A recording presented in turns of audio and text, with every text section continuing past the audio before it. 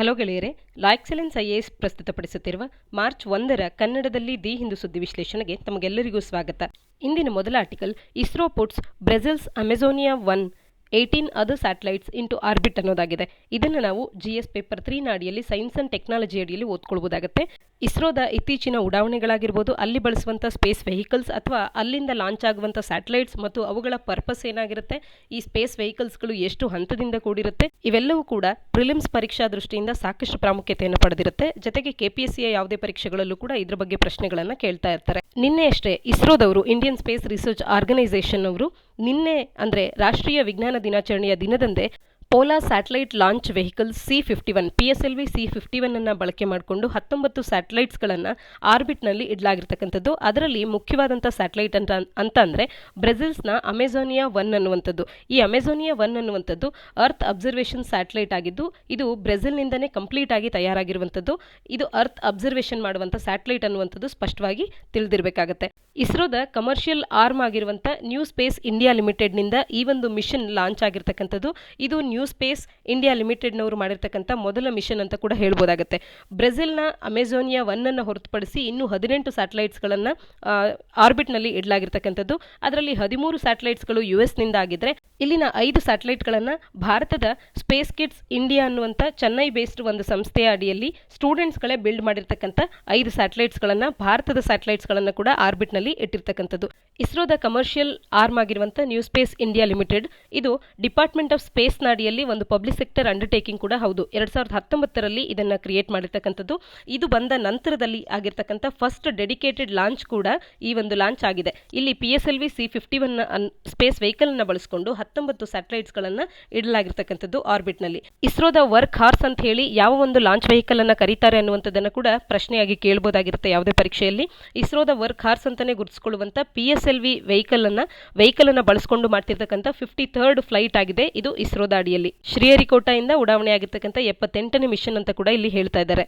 ಭಾರತ ಮತ್ತು ಬ್ರೆಜಿಲ್ನ ನಡುವಿನ space relation ಅನ್ನುವಂಥದ್ದು 2 ದಶಕಗಳ ಹಿಂದೆಯೇ ಪ್ರಾರಂಭವಾಗಿದೆ.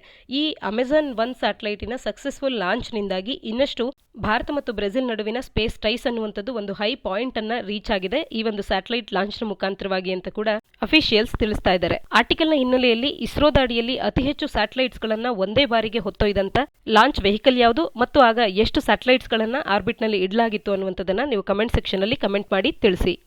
ಮುಂದಿನ article, at least 18 dead on bloodiest day of Myanmar protest ಅನ್ನುವಂಥದ್ದಾಗಿದೆ. ಇದನ್ನು ನಾವು GS ಪೇಪರ್ 2 ಅಡಿಯಲ್ಲಿ IR ಅಡಿಯಲ್ಲಿ ಇಂಟರ್ನ್ಯಾಷನಲ್ ರಿಲೇಷನ್ಸ್ ಅಡಿಯಲ್ಲಿ ಓದ್ಕೊಳ್ಬೋದಾಗುತ್ತೆ.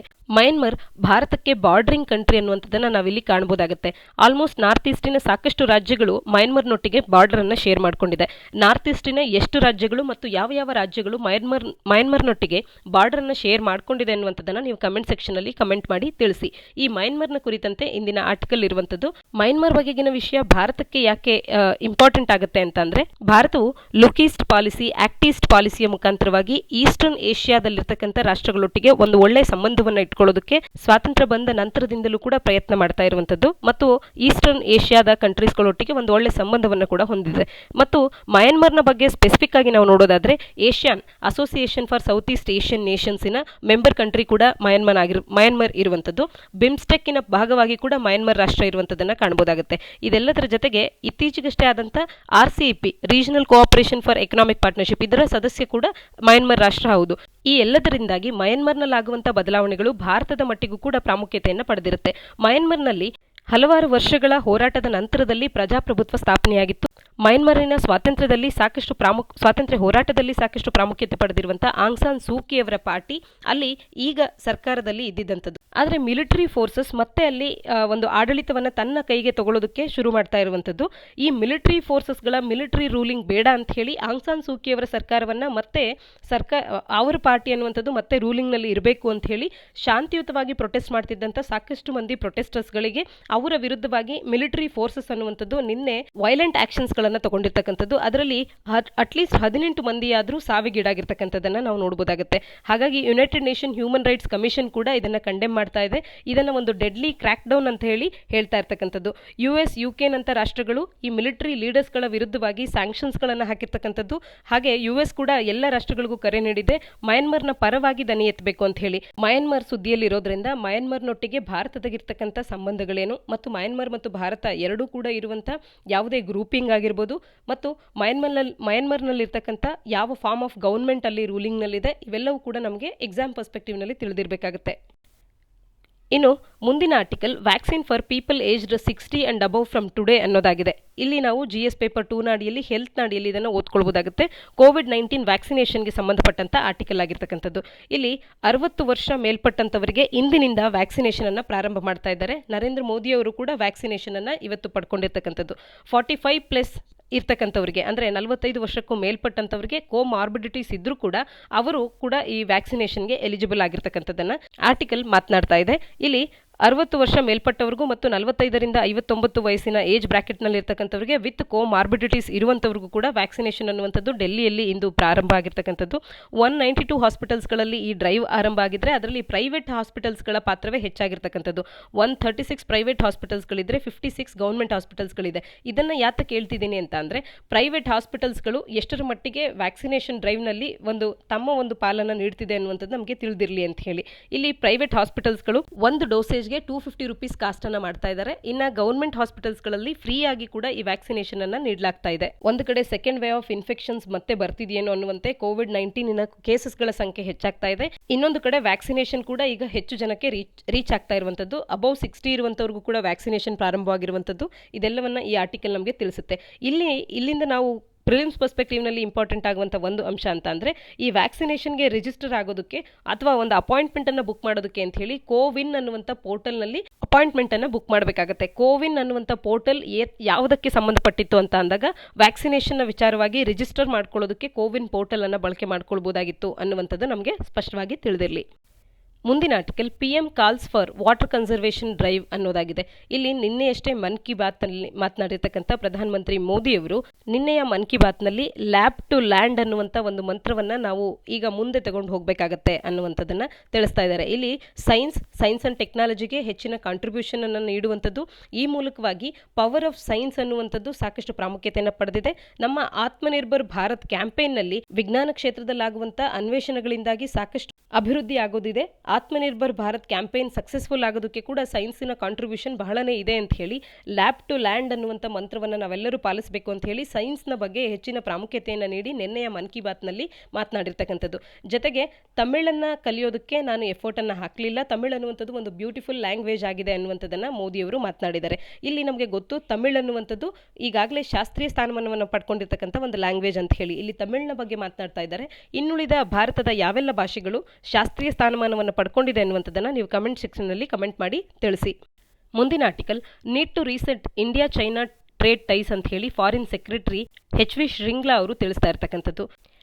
ಇಂಡಿಯಾ ಆಸ್ ಗ್ಲೋಬಲ್ ಪಾರ್ಟ್ನರ್ ಅನ್ನುವಂಥ ಒಂದು ಡಿಸ್ಕಷನ್ನಲ್ಲಿ ಭಾಗಿಯಾಗಿದ್ದಾಗ 5th ಏಷ್ಯಾ ಎಕನಾಮಿಕ್ ಡೈಲಾಗ್ 2021 ಇದು jointly ministry of external affairs ಮತ್ತು ಪುಣೆ ಇಂಟರ್ನ್ಯಾಷನಲ್ ಸೆಂಟರ್ ಅವರು ಆರ್ಗನೈಸ್ ಮಾಡಿದಂಥದ್ದು. ಇದರಲ್ಲಿ ಮಾತನಾಡುವಂಥ ಸಂದರ್ಭದಲ್ಲಿ ಭಾರತದ ಟ್ರೇಡ್ ರಿಲೇಷನ್ಸ್ನ ಬಗ್ಗೆ, ಚೀನಾ ಮತ್ತು ಭಾರತದ ಟ್ರೇಡ್ ರಿಲೇಷನ್ಸ್ನ ಬಗ್ಗೆ ಹೆಚ್ಚಿನ ಮಹತ್ವವನ್ನು ನೀಡಿ HV ಶ್ರಿಂಗ್ಲಾ ಅವರು ಮಾತನಾಡಿರ್ತಕ್ಕಂಥದ್ದು. Normal bilateral trade relationship Bharat ಮತ್ತು ಚೀನಾದ ನಡುವೆ ಇರುವಂಥದ್ದು ನಮ್ಮ ಎರಡೂ ರಾಷ್ಟ್ರಗಳ ನಡುವೆ ಇರುವಂಥ ಪೀಸ್ ಮತ್ತು ಟ್ರ್ಯಾಂಕ್ವಿಲಿಟಿಯ ಆಧಾರದ ಮೇಲೆ ನಿಂತಿದೆ ಅನ್ನುವಂಥದ್ದು. ಮತ್ತು $78 ಬಿಲಿಯನ್ ಟ್ರೇಡ್ ಅನ್ನುವಂಥದ್ದು ಭಾರತ ಮತ್ತು ಚೀನಾದ ನಡುವೆ ಕರೆಂಟ್ಲಿ ನಡೀತಾ ಇರ್ತಕ್ಕಂಥದ್ದು. ಆದರೆ ಇದು ಬ್ಯಾಲೆನ್ಸ್ಡ್ ಆಗಿ ಇಲ್ಲದೆ ಇರುವಂಥದ್ದನ್ನು ನಾವು ಕಾಣಬಹುದಾಗುತ್ತೆ. ಈ ಟ್ರೇಡ್ನಲ್ಲಿ ಹೆಚ್ಚಿನ ಪಾಲನ್ನು ಚೀನಾದವರೇ ಹೊಂದಿದ್ದು ಚೀನಾದಿಂದ ನಮಗೆ ಇಂಪೋರ್ಟ್ ಆಗುವಂಥ ಪ್ರಾಡಕ್ಟ್ಸ್ಗಳೇ ಹೆಚ್ಚಿನದಾಗಿ ಇರುವಂಥದ್ದು. ಹಾಗಾಗಿ ಭಾರತವು ತನ್ನ ಸಪ್ಲೈ ಚೈನನ್ನು ರೆಸಿಲಿಯೆಂಟ್ ಆಗಿ ಮಾಡ್ಕೊಳ್ಳೋದಕ್ಕೆ ಎಫರ್ಟ್ಸ್ಗಳನ್ನು ಹಾಕಬೇಕು ಅನ್ನುವಂಥದ್ದು, ಅದರ ಕಡೆ ಫೋಕಸನ್ನು ಮಾಡಬೇಕು ಅನ್ನುವಂಥದ್ದನ್ನು, ಅದರ ಪ್ರಾಮುಖ್ಯತೆಯ ಕುರಿತು HV ಶ್ರಿಂಗ್ಲಾ ಅವರು ನಿನ್ನೆಯ ಒಂದು ಟಾಕ್ನಲ್ಲಿ ಮಾತನಾಡಿರ್ತಕ್ಕಂಥದ್ದು. ಇನ್ನು US-ನೊಟ್ಟಿಗಿನ ಸಂಬಂಧಗಳ ಬಗ್ಗೆ ಮಾತನಾಡ್ತಾ ಈಗ ಹೊಸ ಪ್ರೆಸಿಡೆಂಟ್ ಬಂದಿರುವಂಥ ಹಿನ್ನೆಲೆಯಲ್ಲಿ ಜೋ ಬಿಡನ್ ಅವರೊಟ್ಟಿಗೂ ಕೂಡ ಎನ್ ಎಲಿಮೆಂಟ್ ಆಫ್ ಕಂಟಿನ್ಯೂಟಿ ಅನ್ನುವಂಥದ್ದು US-ನೊಟ್ಟಿಗೆ ಭಾರತದವ್ರದ್ದು ಇರುತ್ತೆ. ಈ ಹಿಂದಿನ ಪ್ರೆಸಿಡೆಂಟ್ಸ್ಗಳು ಆದಂಥ ಬರಾಕ್ ಒಬಾಮಾ, ಡೊನಾಲ್ಡ್ ಟ್ರಂಪ್ ಇವರೊಟ್ಟಿಗೆ ಕೂಡ ಒಂದು ಒಳ್ಳೆ ಸಂಬಂಧವನ್ನು ನಮ್ಮ ಪ್ರಧಾನಮಂತ್ರಿಯವರು ಹೊಂದಿದ್ರು. ಇನ್ನು ಮುಂದೆ ಕೂಡ ನಾವು ಎಲಿಮೆಂಟ್ ಆಫ್ ಕಂಟಿನ್ಯೂಟಿಯನ್ನು US ನೊಟ್ಟಿಗೆ ಕಾಣಬಹುದು ಅನ್ನುವಂಥದ್ದನ್ನು ಈ ಆರ್ಟಿಕಲ್ನಲ್ಲಿ ತಿಳಿಸಲಾಗಿರ್ತಕ್ಕಂಥದ್ದು. ಭಾರತ ಮತ್ತು ಚೀನಾದ ನಡುವೆ ಡಿಸ್ಎಂಗೇಜ್ಮೆಂಟ್ ಅನ್ನುವಂಥದ್ದು ಈಗ ಪ್ರೋಸೆಸ್ ಅನ್ನುವಂಥದ್ದು ಆಗ್ತಾ ಇದ್ರು ಕೂಡ ಈಸ್ಟರ್ನ್ ಲಡಾಖ್ನಲ್ಲಿ ಇತ್ತೀಚಿನ ದಿನಗಳಲ್ಲಿ ಆದಂಥ ಡಿಸ್ಟರ್ಬೆನ್ಸಸ್ನಿಂದಾಗಿ ನಾವು ಪಾಠವನ್ನು ಕಲಿಬೇಕಾಗಿದೆ. ನಮ್ಮ ಸಪ್ಲೈ ಚೈನನ್ನು ಹೆಚ್ಚಿನ ರೆಸಿಲಿಯೆಂಟ್ ಆಗಿ ಮಾಡ್ಕೊಳ್ಬೇಕಾಗತ್ತೆ. ನಾವು ಇದರಿಂದ ಇಂಟ್ರೋಸ್ಪೆಕ್ಷನನ್ನು ಮಾಡ್ಕೊಳ್ಬೇಕಾಗತ್ತೆ. ಯಾಕೆಂದರೆ ನಮ್ಮಿಬ್ಬರ ರಿಲೇಷನ್ಶಿಪ್ ಅನ್ನುವಂಥದ್ದು ನಮ್ಮೆರಡೂ ರಾಷ್ಟ್ರಗಳ ನಡುವಿನ ಪೀಸ್ ಆ್ಯಂಡ್ ಟ್ರ್ಯಾಂಕ್ವಿಲಿಟಿಯ ಮೇಲೆ ಆಧಾರಿತವಾಗಿರೋದ್ರಿಂದ ನಮ್ಮ ಸಪ್ಲೈ ಚೈನನ್ನು ಇನ್ನಷ್ಟು ರೆಸಿಲಿಯೆಂಟ್ ಆಗಿ ಮಾಡ್ಕೊಳ್ಳೋದ್ರ ಮುಖಾಂತರವಾಗಿ ಡಿಪೆಂಡೆನ್ಸಿಯನ್ನು ಕಡಿಮೆ ಮಾಡಬೇಕು. ಮತ್ತು ಈ ಒಂದು ಟ್ರೇಡ್ ಏನಿದೆ ಭಾರತ ಮತ್ತು ಚೀನಾದ ನಡುವೆ, ಈ ಟ್ರೇಡ್ನಲ್ಲಿ ಒಂದು ಬ್ಯಾಲೆನ್ಸ್ಡ್ ಟ್ರೇಡ್ ಆಗುವಂತೆ ನೋಡ್ಕೊಳ್ಬೇಕು. ಭಾರತದ ಮಟ್ಟಿಗೆ ಹೆಚ್ಚಿನ ಒಂದು ಎಕ್ಸ್ಪೋರ್ಟ್ಸ್ಗಳು ಆಗುವಂತೆ ನೋಡ್ಕೊಳ್ಬೇಕು ಅನ್ನುವಂಥದ್ದು ಇವರ ಒಂದು ಅಭಿಪ್ರಾಯ. ಜೊತೆಗೆ ಇಂಡಿಯನ್ ಗವರ್ಮೆಂಟ್ ಅನ್ನುವಂಥದ್ದು ಫಸ್ಟ್ ಪ್ರಯಾರಿಟಿಯನ್ನು ಡೊಮೆಸ್ಟಿಕ್ ವ್ಯಾಕ್ಸಿನ್ ನೀಡ್ಸ್ಗಳನ್ನು ಫುಲ್ಫಿಲ್ ಮಾಡ್ಕೊಳ್ಳೋದಕ್ಕೆ ನೀಡ್ತಾ ಇದೆ ಕೋವಿಡ್-19ನ ವಿಚಾರದಲ್ಲಿ. ಅದರ ಜೊತೆಗೆ ನಾವೇನು ಬೇರೆ ರಾಷ್ಟ್ರಗಳಿಗೆ ಪ್ರಾಮಿಸನ್ನು ಮಾಡಿದ್ದೇವೆ, ವ್ಯಾಕ್ಸಿನ್ ರಿಕ್ವೈರ್ಮೆಂಟನ್ನು ತಲುಪಿಸ್ತೇವೆ ಅಂತ ಹೇಳಿ ಒಂದು ಕಮಿಟ್ಮೆಂಟನ್ನು ಹಾಕ್ಕೊಂಡಿದ್ದೇವೆ, ಅದನ್ನು ಕೂಡ ಮೀಟ್ ಮಾಡ್ತಾ ಇದೆ. ಎಲ್ಲಿ ಕೂಡ ಭಾರತ ಕಾಂಪ್ರಮೈಸ್ ಆಗ್ತಾ ಇಲ್ಲ. ಇನ್ನು ಇಂಡಿಯಾದ ವ್ಯಾಕ್ಸಿನ್ ಡಿಪ್ಲೊಮೆಸಿಯ ವಿಚಾರಕ್ಕೆ ಬಂದಾಗ ಹ್ಯೂಜ್ ಸಕ್ಸಸ್ಸನ್ನು ಭಾರತ ನೋಟ್ ಮಾಡಿರ್ತಕ್ಕಂಥದ್ದು. ಇಂಡಿಯಾದ ನೈಬರ್ಹುಡ್ ಫಸ್ಟ್ ಪಾಲಿಸಿ ಅನ್ನುವಂಥದ್ದನ್ನು ಇಲ್ಲಿ ವ್ಯಾಕ್ಸಿನ್ಸ್ಗಳ ಸಪ್ಲೈನ ಮುಖಾಂತರವಾಗಿ ಎತ್ತಿ ಹಿಡಿಯಲಾಗ್ತಾ ಇದೆ. ನ್ಯೂ ಡೆಲ್ಲಿ ಅನ್ನುವಂಥದ್ದು ಇಡೀ ಜಗತ್ತಿನಲ್ಲಿ ಒಂದು ಸ್ಟೇಚರನ್ನು ಈ ಒಂದು ವ್ಯಾಕ್ಸಿನ್ ಡಿಪ್ಲೊಮಸಿಯ ಮುಖಾಂತರವಾಗಿ ಇನ್ನಷ್ಟು ಹೆಚ್ಚುಗೊಳಿಸ್ಕೊಳ್ತಾ ಇದೆ ಅನ್ನುವಂಥದ್ದನ್ನು ಕೂಡ ಈ ಆರ್ಟಿಕಲ್ ತಿಳಿಸ್ತಾ ಇದೆ. ಮುಂದಿನ article China parliament to mull expanded border drone use ಅಂತ ಹೇಳಿ. ಈ ಆರ್ಟಿಕಲ್ನಲ್ಲಿ ಚೀನಾದ ವೆಸ್ಟರ್ನ್ ರೀಜನ್ ಮತ್ತು ಭಾರತದ ಈಸ್ಟರ್ನ್ ರೀಜನ್ ಅಥವಾ ಭಾರತದ ನಾರ್ತ್ ಪಾರ್ಟ್ನಲ್ಲಿ ಬರುವಂಥ ಈಸ್ಟರ್ನ್ ಲಡಾಖ್ ಆಗಿರ್ಬೋದು, ಈ ಪ್ರದೇಶಗಳಲ್ಲಿ ಹೆಚ್ಚಿನ ಒಂದು ಬಾರ್ಡರ್ ಡ್ರೋನ್ ಯೂಸೇಜನ್ನು ಮಾಡೋದ್ರ ಬಗೆಗೆ ಚೀನಾದ ಪಾರ್ಲಿಮೆಂಟ್ನಲ್ಲಿ ಡೀಪ್ ಡಿಸ್ಕಷನ್ ಆಗಿರ್ತಕ್ಕಂಥದ್ದು. ಗಾಲ್ವಾನ್ ಕ್ಲಾಶಿನ ಬ್ಯಾಕ್ ಡ್ರಾಪ್ನಲ್ಲಿ ಬಿಗ್ಗರ್ ಡ್ರೋನ್ಸ್ಗಳನ್ನು ಬಳಕೆ ಮಾಡಿಕೊಳ್ಳುವಂಥದ್ದು, ಅಡ್ವಾನ್ಸ್ಡ್ ಡ್ರೋನ್ಸ್ಗಳ ಡೆಪ್ಲಾಯ್ಮೆಂಟನ್ನು ಮಾಡಿಕೊಳ್ಳುವಂಥದ್ದನ್ನು ಪಾರ್ಲಿಮೆಂಟ್ನಲ್ಲಿ ಡೀಪ್ ಡಿಸ್ಕಷನನ್ನು ಮಾಡಲಾಗಿದೆ ಚೀನಾದ ಪಾರ್ಲಿಮೆಂಟ್ನಲ್ಲಿ. ಈ ಮೂಲಕ ಇದು ಭಾರತದ ಒಂದು ಸೆಕ್ಯೂರಿಟಿಗೆ ಇನ್ನಷ್ಟು ತೊಂದರೆಯನ್ನು ಉಂಟು ಮಾಡುವಂಥ ಒಂದು ನಡೆ ಆಗ್ಬೋದು. ಹಾಗಾಗಿ ಭಾರತವು ಕೂಡ ಇದಕ್ಕೆ ಸಾಕಷ್ಟು ಸನ್ನದ್ಧತೆಯನ್ನು ಮಾಡ್ಕೊಳ್ಬೇಕಾಗತ್ತೆ. ಇಲ್ಲಾಂದರೆ ಇತ್ತೀಚೆಗಷ್ಟೇ ನಾವು ನೋಡಿದ್ವಿ, ಅರುಣಾಚಲ್ ಪ್ರದೇಶದಲ್ಲಿ ಭಾರತದ ಒಳಗೆ ಬರುವಂತೆ, ಅಂದರೆ ಭಾರತದ ಬಾರ್ಡರ್ನ ಒಳಗಡೆ ಇರುವಂತೆ ಒಂದು ಇಡೀ ಹಳ್ಳಿಯನ್ನೇ ಚೈನಾದವರು ನಿರ್ಮಾಣ ಮಾಡಿರ್ತಕ್ಕಂಥದ್ದು. ಕಳೆದ 4-5 ವರ್ಷಗಳ ಹಿಂದೆ ಇಲ್ಲದೇ ಇದ್ದಿದ್ದಂಥ ಒಂದು ಹಳ್ಳಿಯನ್ನೇ ಈಗ ಚೈನಾದವರು ನಮ್ಮ ಭಾರತದ ಪ್ರದೇಶದೊಳಗೆ ಮಾಡಿರ್ತಕ್ಕಂಥದ್ದು. ಇದನ್ನು ನೋಡಿದಾಗ ಭಾರತದ ಸೆಕ್ಯೂರಿಟಿ ಫೋರ್ಸಸ್ಗಳು ಅಥವಾ ಭಾರತದ ಬಾರ್ಡರ್ನಲ್ಲಿರ್ತಕ್ಕಂಥ ಅರೇಂಜ್ಮೆಂಟ್ಸ್ಗಳು ಎಷ್ಟರ ಮಟ್ಟಿಗೆ ವೀಕ್ ಆಗಿದೆ ಅನ್ನುವಂಥದ್ದು ನಮಗೆ ಕಾಣುತ್ತೆ. ಹಾಗಾಗಿ ಅವರು ಇನ್ನಷ್ಟು ಬಾರ್ಡರ್ನಲ್ಲಿ ಡ್ರೋನ್ ಯೂಸೇಜನ್ನು ಮಾಡುವಂಥದ್ದು, ಬಿಗ್ಗರ್ ಡ್ರೋನ್ಸ್ಗಳನ್ನು ಡಿಪ್ಲಾಯ್ ಮಾಡ್ಕೊಳ್ಳುವಂಥದ್ದು, ಅಡ್ವಾನ್ಸ್ಡ್ ಎಕ್ವಿಪ್ಮೆಂಟ್ಸ್ಗಳನ್ನು ಬಳಕೆ ಮಾಡೋದ್ರ ಬಗ್ಗೆ ಅಲ್ಲಿನ ಪಾರ್ಲಿಮೆಂಟ್ನಲ್ಲಿ ಚರ್ಚೆ ನಡೀತಾ ಇರೋದ್ರಿಂದ ಭಾರತದಲ್ಲೂ ಕೂಡ ಈ ಒಂದು ಭದ್ರತೆಗೆ, ಸೆಕ್ಯೂರಿಟಿಗೆ ಅಂತ ಹೇಳಿ ಹೆಚ್ಚಿನ ಮಹತ್ವವನ್ನು ನೀಡಬೇಕಾಗುತ್ತೆ. Specially when it comes to ಚೀನಾದೊಟ್ಟಿಗಿರ್ತಕ್ಕಂಥ ಬಾರ್ಡರ್ನ ವಿಚಾರಕ್ಕೆ ಬಂದಾಗ. ಆರ್ಟಿಕಲ್ನ ಹಿನ್ನೆಲೆಯಲ್ಲಿ ಭಾರತ ಮತ್ತು ಚೀನಾದ ನಡುವೆ ಇರ್ತಕ್ಕಂಥ ಬಾರ್ಡರ್ ಲೈನನ್ನು ಯಾವ ಹೆಸರಿನಿಂದ ಕರಿತೇವೆ ಅನ್ನುವಂಥದ್ದನ್ನು ನೀವು ಕಮೆಂಟ್ ಸೆಕ್ಷನಲ್ಲಿ ಕಮೆಂಟ್ ಮಾಡಿ ತಿಳಿಸಿ. ಮುಂದಿನ article Swiss neutrality in world affairs attractive again ಅನ್ನುವಂಥದ್ದನ್ನು ಭಾರತದ NY ಒಬ್ಬರು ತಿಳಿಸ್ತಾ ಇರ್ತಕ್ಕಂಥದ್ದು. ರಾಲ್ಫ್ ಹೆಕ್ನರ್ ಅನ್ನುವಂಥ ಅಂಬಾಸಿಡರ್ ಇದ್ರ ಬಗ್ಗೆ ಮಾತನಾಡ್ತಾ ಇದ್ದಾರೆ.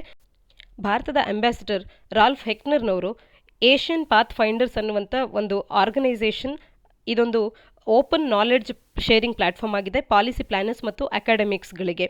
ಈ ಒಂದು ಏಷ್ಯನ್ ಪಾತ್ ಫೈಂಡರ್ಸ್ ಅವರು ಆರ್ಗನೈಸ್ ಮಾಡಿದಂಥ ಆನ್ಲೈನ್ ಡಿಸ್ಕಷನ್ನಲ್ಲಿ ಮಾತನಾಡುವಂಥ ಸಂದರ್ಭದಲ್ಲಿ ಸ್ವಿಟ್ಜರ್ಲ್ಯಾಂಡಿನ ಸ್ವಿಸ್ ನ್ಯೂಟ್ರಾಲಿಟಿ ಅನ್ನುವಂಥದ್ದು, ನ್ಯೂಟ್ರಾಲಿಟಿ ಪಾಲಿಸಿ ಅನ್ನುವಂಥದ್ದು ವರ್ಲ್ಡ್ ಅಫೇರ್ಸ್ನಲ್ಲಿ ಮತ್ತೊಮ್ಮೆ ಅಟ್ರಾಕ್ಷನನ್ನು ಪಡ್ಕೊಳ್ತಾ ಇದೆ ಅಂತ ಹೇಳಿ. ನ್ಯೂಟ್ರಾಲಿಟಿ ಪಾಲಿಸಿ ಅಂತಂದರೆ ಯಾರೊಟ್ಟಿಗೂ ಕೂಡ ಯಾರ ಒಂದು ಪರವಾಗಿ ಕೂಡ ನಿಲ್ಲದೆ ಒಂದು ನ್ಯೂಟ್ರಲ್ ಸ್ಟ್ಯಾಂಡನ್ನು ತಗೊಳ್ಳುವಂಥದ್ದು, ಅಂದರೆ ತಟಸ್ಥವಾಗಿ ಇರುವಂಥದ್ದು, ಯಾರ ಪರವಾಗಿ ಕೂಡ ನಾವು ಅವರ ಪರದವರು ಅಂತ ಹೇಳಿ ಗುರುತಿಸ್ಕೊಳ್ಳದೆ ಇರುವಂಥದ್ದು. ಈ ರೀತಿಯ ಒಂದು ಟ್ರೆಡಿಷನಲ್ ಫಾರಿನ್ ಪಾಲಿಸಿಯನ್ನು ಸ್ವಿಟ್ಜರ್ಲ್ಯಾಂಡ್ ಅನ್ನುವಂಥದ್ದು ತೋರಿಸ್ಕೊಳ್ತಾ ಬಂದಿದೆ. ಈ ಸ್ವಿಟ್ಜರ್ಲ್ಯಾಂಡಿನ ಫಾರಿನ್ ಪಾಲಿಸಿ ಆಫ್ ನ್ಯೂಟ್ರಾಲಿಟಿ ಅನ್ನುವಂಥದ್ದು ಈಗಿನ ಚೇಂಜಿಂಗ್ ವರ್ಲ್ಡ್ನಲ್ಲಿ ಮತ್ತೊಮ್ಮೆ ಇಂಪಾರ್ಟೆನ್ಸನ್ನು ಪಡ್ಕೊಳ್ತಾ ಇದೆ, ಈಗಿನ ರಿಯಾಲಿಟಿ ವರ್ಲ್ಡ್ನಲ್ಲಿ ಅಂತ ಹೇಳಿ ಅಂಬಾಸಿಡರ್ ಅವರು ತಿಳಿಸ್ತಾ ಇರ್ತಕ್ಕಂಥದ್ದು. ಇಲ್ಲಿ ನಾವು ಫಾರಿನ್ ಪಾಲಿಸಿಯ ಬಗ್ಗೆ ಬರೆಯುವಾಗ ಸ್ವಿಟ್ಜರ್ಲ್ಯಾಂಡಿನ ನ್ಯೂಟ್ರಾಲಿಟಿ ಪಾಲಿಸಿ ಬಗ್ಗೆ ನಾವು ಬರಿಬೋದಾಗುತ್ತೆ. The face of power politics ಅನ್ನುವಂಥದ್ದು ಈಗ ಮತ್ತೆ ವರ್ಲ್ಡ್ ಅಫೇರ್ಸ್ನಲ್ಲಿ ವಾಪಸ್ ಬರ್ತಾ ಇದೆ. ಈ ಸಂದರ್ಭದಲ್ಲಿ ಸ್ವಿಟ್ಜರ್ಲ್ಯಾಂಡಿನ ನ್ಯೂಟ್ರಾಲಿಟಿ ಅನ್ನುವಂಥದ್ದು ಒಂದು ಪರ್ಪಸನ್ನು ಸರ್ವ್ ಮಾಡ್ತಾ ಇದೆ. 1945ರ ನಂತರ ಕೂಡ ಈ ರೀತಿಯ ಗ್ಲೋಬಲ್ ಪವರ್ಸ್ಗಳ ನಡುವೆ ನ್ಯೂಟ್ರಾಲಿಟಿಯ ಪಾಲಿಸಿ ಆಫ್ ನ್ಯೂಟ್ರಾಲಿಟಿ ಅನ್ನುವಂಥದ್ದು ಒಂದಷ್ಟು ಪರ್ಪಸನ್ನು ಸರ್ವ್ ಮಾಡಿತ್ತು. 1991ರ ನಂತರದಲ್ಲಿ ಕೋಲ್ಡ್ ವಾರ್ ಎಂಡ್ ಆದ ನಂತರದಲ್ಲಿ ನ್ಯೂಟ್ರಾಲಿಟಿ ಅನ್ನುವಂಥದ್ದು ಅಷ್ಟಾಗಿ ಡಿಮ್ಯಾಂಡ್ನಲ್ಲಿ ಇರಲಿಲ್ಲ. ಆದರೆ ಯಾಕೆಂದರೆ ಆಗ ಒಂದು ಯೂನಿಪೋಲಾರ್ ವರ್ಲ್ಡನ್ನು ನಾವು ಕಂಡ್ವಿ. ಆದರೆ ಇವತ್ತಿನ ಬಿಗ್ ಪವರ್ ಪೊಲಿಟಿಕ್ಸನ್ನು ನಾವು ನೋಡಿದಾಗ ಸ್ವಿಟ್ಜರ್ಲ್ಯಾಂಡಿನ ನ್ಯೂಟ್ರಾಲಿಟಿ ಅನ್ನುವಂಥದ್ದು ಮತ್ತು ಸ್ವಿಟ್ಜರ್ಲ್ಯಾಂಡ್ ಒಟ್ಟಾರೆಯಾಗಿ ಆ ಇಡೀ ದೇಶವೇ ಮಚ್ ಮೋರ್ ಅಟ್ರಾಕ್ಟಿವ್ ಆಗಿ ಕಾಣ್ತಾ ಇದೆ ಫಾರಿನ್ ಪಾಲಿಸೀಸ್ಗಳ ವಿಚಾರಕ್ಕೆ ಬಂದಾಗ. ಸ್ವಿಟ್ಜರ್ಲ್ಯಾಂಡ್ ಅನ್ನುವಂಥದ್ದು ತನ್ನ ಒಂದು ನ್ಯೂಟ್ರಾಲಿಟಿಯ ಪಾಲಿಸಿಯನ್ನು ಈಗಿನ ಒಂದು ಗ್ಲೋಬಲ್ ಆರ್ಡರ್ಗೆ ತಕ್ಕಂತೆ ಕೂಡ ರೀಡಿಫೈನ್ ಮಾಡ್ಕೊಳ್ಳೋದಕ್ಕೆ ಸನ್ನದ್ಧವಾಗಿ ಇದೆ ಅನ್ನುವಂಥದ್ದನ್ನು ಕೂಡ ಅವರ ಒಪಿನಿಯನ್ ಅನ್ನು ತಿಳಿಸ್ತಾ ಇದ್ದಾರೆ. ಫಾರಿನ್ ಪಾಲಿಸಿ, ಈ ನ್ಯೂಟ್ರಾಲಿಟಿಯ ಫಾರಿನ್ ಪಾಲಿಸಿ ಅನ್ನುವಂಥದ್ದು ನೆಸೆಸಿಟಿಯಿಂದಾಗಿ ಬಂದಂಥದ್ದು. ಯುರೋಪ್ನಲ್ಲಿ ವಾರ್ಸ್ಗಳೇ ಹೆಚ್ಚಾಗಿ ನಡೀತಿದ್ದಂಥ ಸಂದರ್ಭದಲ್ಲಿ ಇದರಿಂದ ದೂರ ಉಳಿಯೋದಕ್ಕೆ ಅಂತ ಹೇಳಿ ಫಾರಿನ್ ಪಾಲಿಸಿ ಆಫ್ ನ್ಯೂಟ್ರಾಲಿಟಿಯನ್ನು 19ನೇ ಶತಮಾನದಿಂದ 20ನೇ ಶತಮಾನದ ಮಧ್ಯಭಾಗದವರೆಗೂ ಕೂಡ ಹೆಚ್ಚಿನದಾಗಿದ್ದಂತನ್ನ ಕಾಣಬಹುದಾಗುತ್ತೆ. ಅದು ಕೇವಲ ಸ್ವಿಟ್ಜರ್ಲ್ಯಾಂಡಿಗೆ ಮಾತ್ರ ಅಡ್ವಾಂಟೇಜಿಯಸ್ ಆಗಿರಲಿಲ್ಲ, ಬದಲಾಗಿ ಬೇರೆ ಯುರೋಪಿಯನ್ ಪವರ್ಸ್ಗಳಿಗೂ ಕೂಡ ಒಂದು ನ್ಯೂಟ್ರಲ್ ವೆನ್ಯೂ ಆಗಿ ಕಾರ್ಯ ಮಾಡಿತ್ತು. ಅಂದರೆ ಯಾವೆಲ್ಲ ಯುರೋಪಿಯನ್ ಪವರ್ಸ್ಗಳು ವಾರ್ನಲ್ಲಿ ಇನ್ವಾಲ್ವ್ ಆಗಿದ್ವು ಅಥವಾ ಒಂದಕ್ಕೊಂದು ಎನಿಮಿ ಕಂಟ್ರೀಸ್ಗಳಂತೆ ಗುರುತಿಸ್ಕೊಳ್ತಾ ಇದ್ವು, ಇವುಗಳು ಈ ಸ್ವಿಟ್ಜರ್ಲ್ಯಾಂಡ್ ಅನ್ನ ಒಂದು ನ್ಯೂಟ್ರಲ್ ವೆನ್ಯೂ ಆಗಿ ಕೂಡ ಬಳಸ್ಕೊಳ್ಬಹುದಾಗಿತ್ತು. ಅವುಗಳ ಬಿಸ್ನೆಸ್ ಟಾಕ್ಸ್ ಆಗಿರ್ಬೋದು, ಬೇರೆ ಯಾವುದೇ ಮೀಟಿಂಗ್ಸ್ಗಳಾಗಿರ್ಬೋದು, ಇವು ಸ್ವಿಟ್ಜರ್ಲ್ಯಾಂಡ್ನಲ್ಲಿ ನಡೀತಾ ಇದ್ವು. ಈಗ ಸ್ವಿಟ್ಜರ್ಲ್ಯಾಂಡ್ ಮತ್ತೊಮ್ಮೆ ಒಂದು ಡೆಸ್ಟಿನೇಷನ್ ಆಗಿದೆ. ಈ ರೀತಿಯ ಡೈಲಾಗ್ಸ್ಗಳನ್ನು, ಡಿಫಿಕಲ್ಟ್ ಇಶ್ಯೂಸ್ಗಳ ಬಗ್ಗೆ ಮಾತನಾಡೋದಕ್ಕೆ ಬಳಸ್ಕೊಳ್ಳುವಂಥ ಒಂದು ಡೆಸ್ಟಿನೇಷನ್ ಆಗಿ ಬದಲಾಗ್ತಾ ಇದೆ. ಸಿರಿಯಾ ಆಗಿರ್ಬೋದು, ಲಿಬಿಯಾ ಆಗಿರ್ಬೋದು, ಯೆಮೆನ್ ಆಗಿರ್ಬೋದು, ಇವುಗಳ ಬಗೆಗಿನ ಡಿಸ್ಕಷನ್ ಕೂಡ ಸ್ವಿಟ್ಜರ್ಲ್ಯಾಂಡಿನ ಜೆನೆವಾದಲ್ಲಿ ನಡೆದಿರ್ತಕ್ಕಂಥದ್ದು.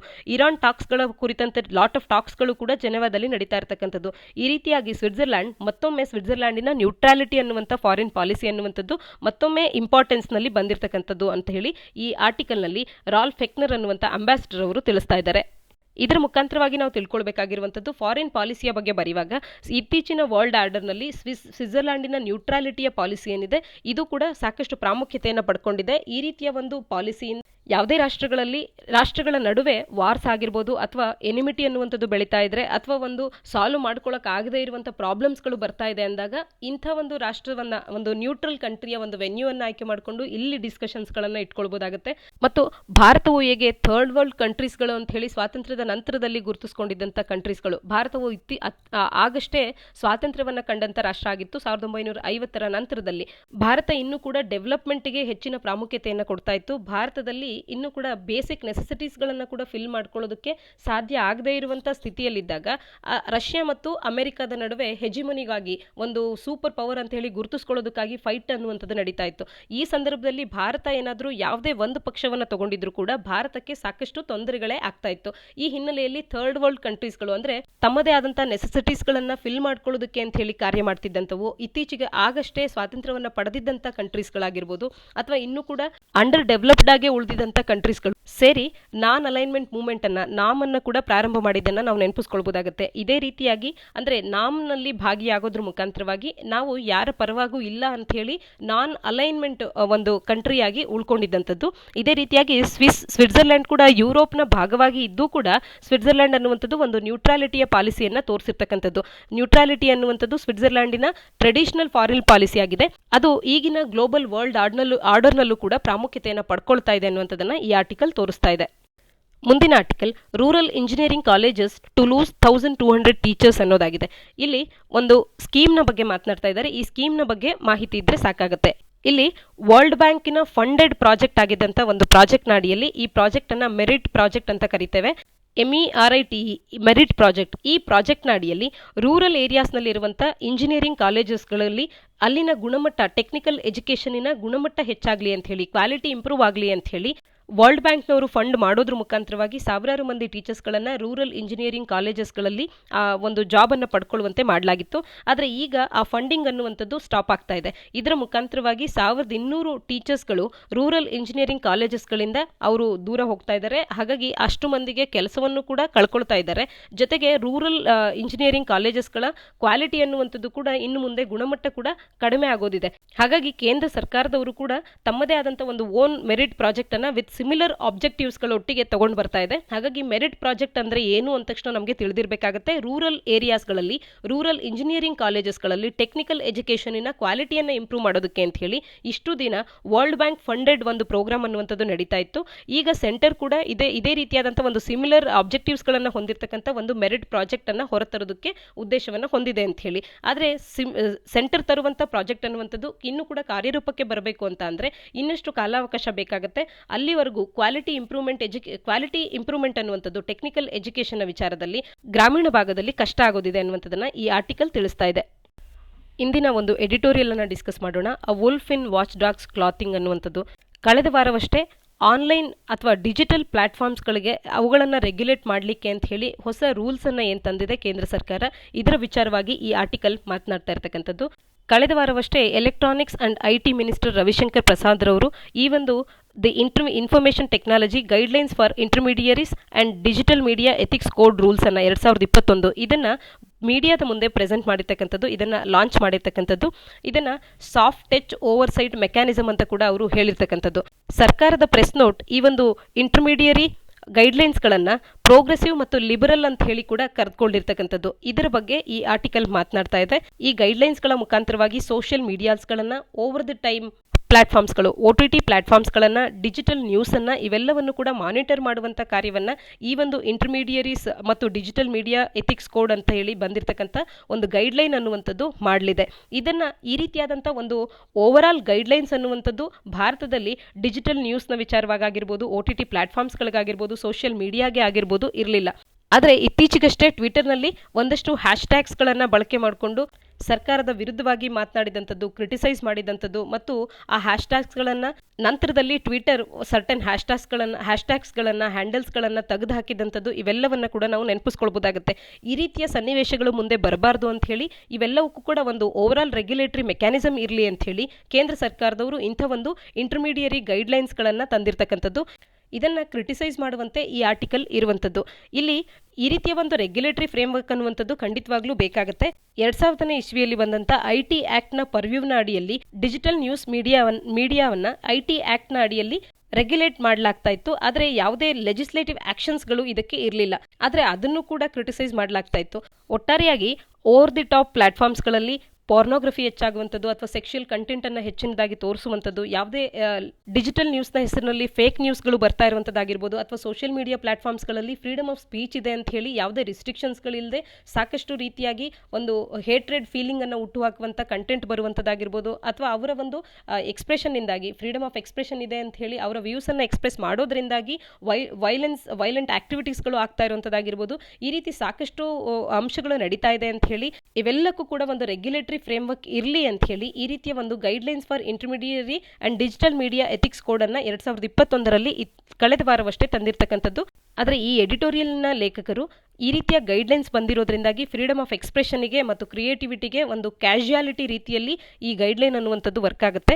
ಸರ್ಕಾರವು ಲಾರ್ಜರ್ ಪಬ್ಲಿಕ್ ಇಂಟ್ರೆಸ್ಟ್ನಲ್ಲಿ ಡಿಜಿಟಲ್ ಕಂಟೆಂಟಿನ ವಾಚ್ಡಾಗ್ ಆಗಿ ಕೆಲಸ ಮಾಡಬೇಕಾಗತ್ತೆ. ಆದರೆ ಅದು ಒಂದು ಪ್ರಿಡೇಟರ್ನ ರೀತಿಯಲ್ಲಿ ಕೆಲಸ ಮಾಡೋದಕ್ಕೆ ಇಂಥ ಗೈಡ್ಲೈನ್ಸ್ ಅನ್ನು ತಂದಿದೆ ಅಂತ ಹೇಳಿ ಅವರು ಒಂದು ನೆಗೆಟಿವ್ ಒಪಿನಿಯನ್ ಅನ್ನ ಈ ಗೈಡ್ಲೈನ್ಸ್ ಮೇಲೆ ನೀಡಲಾಗಿರ್ತಕ್ಕಂಥದ್ದು. ಆದರೆ ಯಾವುದೇ ಎಡಿಟೋರಿಯಲ್ಸ್ಗಳನ್ನು ನಾವು ಓದಿದಾಗ ಆ ಒಪಿನಿಯನ್ ಅನ್ನ ನೀಡಿರ್ತಕ್ಕಂಥವ್ರು ಒಬ್ಬರು ಲೇಖಕರು ಮಾತ್ರವೇ ಆಗಿರ್ತಾರೆ. ಆ ಲೇಖಕರ ಅಭಿಪ್ರಾಯವನ್ನ ಅಥವಾ ಲೇಖಕರು ಬರೆದಿರ್ತಕ್ಕಂಥದ್ದನ್ನ ಕಂಪ್ಲೀಟ್ ಆಗಿ ನಾವು ತಗೊಳ್ಳೋದು ಬೇಕಾಗಿರಲ್ಲ. ಅಲ್ಲಿ ಯಾವ ಅಂಶಗಳು ಎಕ್ಸಾಮ್ ಪರ್ಸ್ಪೆಕ್ಟಿವ್ ಇಂದ ಇಂಪಾರ್ಟೆಂಟ್ ಆಗುತ್ತೆ ಆ ಅಂಶಗಳನ್ನು ತಗೊಳ್ಬೋದು ಮತ್ತು ಅವರ ಒಂದು ವ್ಯೂ ಪಾಯಿಂಟ್ ಅನ್ನು ಕೂಡ ನಾವು ಗಣನೆಗೆ ತಗೊಂಡು ಬೇರೆ ಬೇರೆ ರೀತಿಯ ಆರ್ಟಿಕಲ್ಸ್ಗಳನ್ನು ಓದುವಂಥದ್ದು ಮತ್ತು ಅಲ್ಲಿರ್ತಕ್ಕಂಥ ಪ್ರಾವಿಷನ್ಸ್ಗಳನ್ನು ನಾವು ಸರಿಯಾಗಿ ಅರ್ಥ ಮಾಡಿಕೊಂಡು ಅದರಲ್ಲಿ ಯಾವುದು ಸರಿ ಅಂತ ಇರುತ್ತೆ ಅದರ ಕಡೆಗೆ ನಮ್ಮದೇ ಆದಂಥ ಒಂದು ನಿಲುವನ್ನು ನಾವು ತಗೊಳ್ಬೋದಾಗಿರುತ್ತೆ. ಇದಿಷ್ಟು ಇಂದಿನ ಸುದ್ದಿ ವಿಶ್ಲೇಷಣೆಯಾಗಿದೆ. ನಾಳಿನ ಸುದ್ದಿ ವಿಶ್ಲೇಷಣೆಯೊಂದಿಗೆ ಮತ್ತೆ ಸಿಗೋಣ. ಧನ್ಯವಾದ.